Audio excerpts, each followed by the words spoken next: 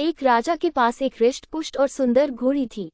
वह उससे बहुत प्रेम करता था और उसका विशेष ख्याल रखता था। इसका कारण ये था कि युद्ध क्षेत्र में घोड़ी ने कई बार राजा के प्राणों की रक्षा की थी। ये घोड़ी की वफादारी थी जिसने राजा का दिल जीत लिया था। घोड़ी ने कई वर्षों तक राजा की सेवा की और पूर्ण वफादार बनी रही। जब उसकी उम्र हो गई तो उसकी जगह उसके बेटे ने ले ली। घोड़ी का बेटा हृष्ट-पुष्ट था, मगर उसमें एक खामी थी। वह जन्म से ही काना था। इस बात को लेकर वह हमेशा दुखी रहा करता था।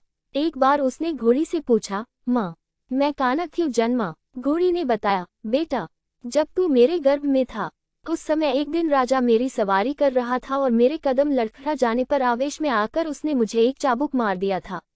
शायद यही कारण है कि तू काना जन्मा। ये सुनकर काने घोड़े का मन राजा के प्रति क्रोध से भर उठा।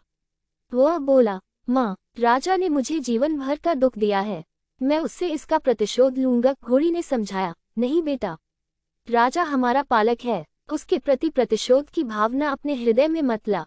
क्षणिक आवेग में उसे क्रोध आ गया और वह स्वयं पर नियंत्रण नहीं रख पाया। इसका अर्थ ये कतई नहीं कि वह हमसे प्रेम नहीं करता। तू प्रतिशोध लेने का विचार अपने हृदय से निकाल दे। माँ के समझाने पर भी काने घोड़े का क्रोध शांत नहीं हुआ। वह राजा से प्रतिशोध लेने का अवसर ढूंढने लगा। बहुत जल्द उसे यह अवसर मिल भी गया। राजा युद्ध के मैदान में काने घोड़े पर सवार था। उसके और उसके पड़ोसी राज्य के राजा के बीच घमासान युद्ध छिड़ा हुआ था। तलवारबाजी करते करते अचानक राजा घोड़े से नीचे गिर पड़ा। मौत उसके करीब थी। काना घोड़ा उसे वहीं उसी हाल में छोड़कर भाग सकता था, लेकिन उसने ऐसा नहीं किया। उसने फुर्ती दिखाए और राजा को फिर से अपनी पीठ पर बिठाकर उसके प्राण बचा लिए। वह चकित था कि उसने ऐसा क्यों किया।